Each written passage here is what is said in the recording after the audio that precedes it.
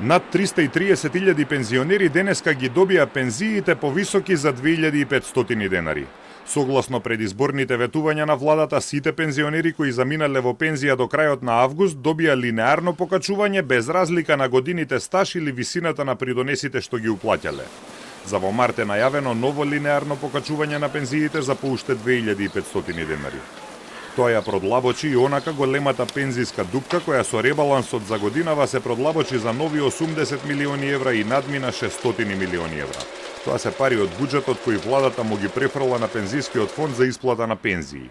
Со најавеното зголемување за до година, таа дупка ќе се зголеми за уште нови 160 милиони евра. Новиот директор на Фондот за пензиско осигурување Никола Мемов вели дека ова зголемување е во просек 11,2% и е скоро 3 пати поголемо од она што законски следувало согласно методологијата за усогласување кое би било 4%. Ова е различна пресметка од онаа на министерката за финансии Гордана Димитриевска-Кочовска која пред 2 месеци рече дека пензиите и онака би се покачиле за над 9%. Со линеарното покачување, најголема корист имаат пензионерите со најниски пензии.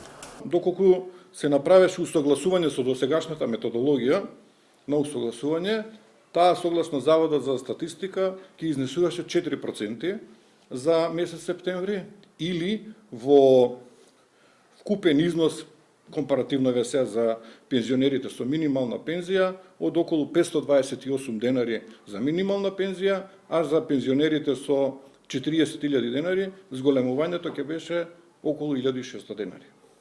Околу 1/3 од парите за пензии се обезбедуваат од буџетот. Во 2017-та дефицитот беше над 43%, но откако беше донесена методологијата пензиите да растат во зависност од растот на просечната плата и трошоците за живот, дупката почна да се намалува за да стигне до 33%. Со овие зголемувања дупката повторно се проширува.